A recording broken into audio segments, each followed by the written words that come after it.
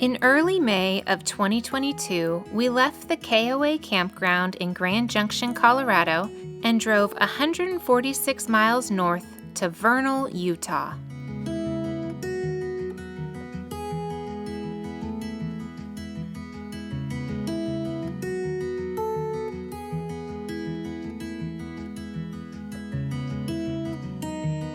Vernal is home to Dinosaur National Monument, so you'll see lots of dino-themed artwork and statues throughout the town. We stayed at the Dinosaur KOA, which has 55 gravel RV sites, as well as lots of fun activities for kids. We stayed in site number 12, which was very close to the mini golf course. The day after our arrival, we drove 23 minutes to the main attraction in the area, Dinosaur National Monument. After a quick stop in the visitor center, we hopped on the shuttle that would take us to the quarry exhibit hall, which houses what remains of the original historic Carnegie Quarry, founded in 1909.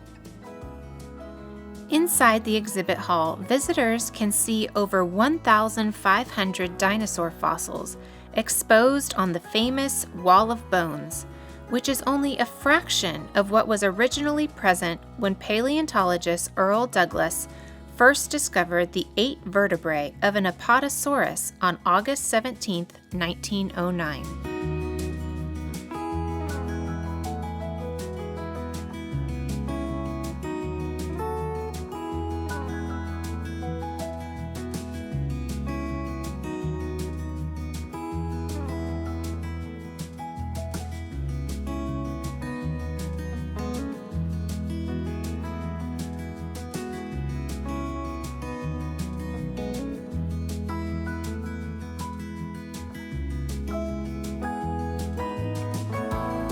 The area around the quarry was declared a national monument by President Woodrow Wilson in 1915, and the monument boundaries were expanded in 1938 from the original 80 acres surrounding the quarry to over 210,000 acres in both Utah and Colorado.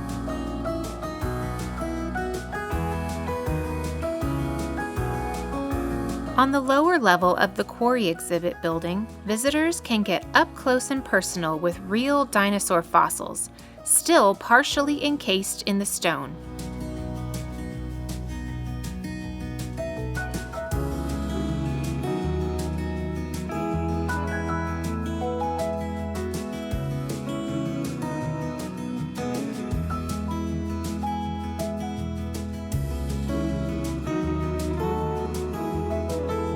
A few steps from the exhibit hall is the Fossil Discovery Trail, a 1.2-mile trail that cuts through several tilted rock layers, where you can see a variety of rocks and even several dinosaur fossils in their natural state, just the way they looked when Earl Douglas found them in 1909.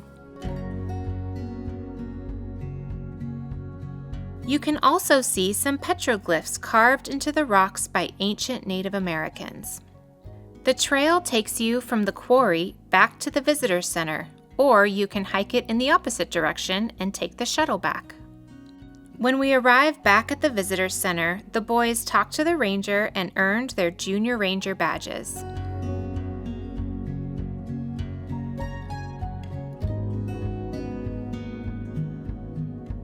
We had heard about some amazing petroglyphs on private property just outside of Vernal, so after dinner we drove 17 minutes to McConkie Ranch.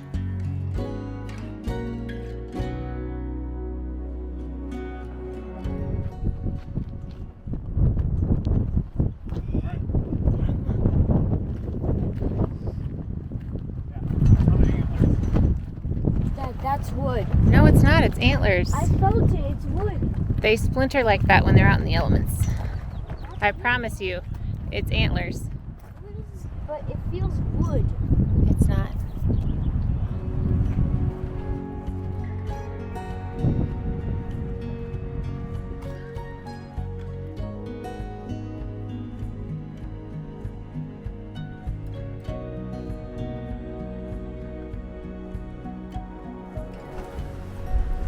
looks like a dude. Huh? I think I'm pointing it in the right direction. Cool. That circle thingy? Okay, so look right at the tree in the dark area. You see that kind of like a roly-poly thing, and then you see like a date with like weird things going on over here. Kind of like wet willies.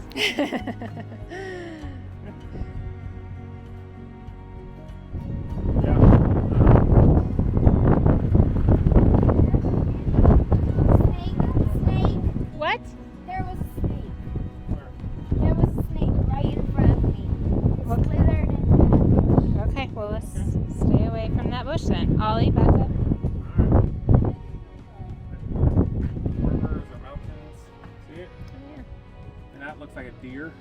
See the deer with the Oh yeah, I antlers? see it. and he's That's new. smile. See, because that's that same thing.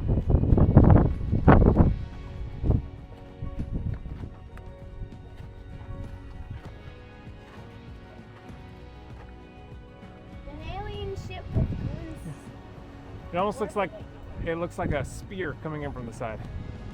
But yeah, you're right. Kind of looks like an alien spacecraft with two baby alien spacecrafts. Those moons with rings. Those are Yeah. the jets. That thing's like.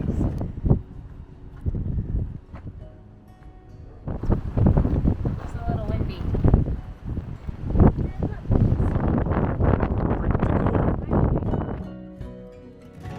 Unfortunately, the last section of the trail was closed, which is where the most impressive petroglyphs are located.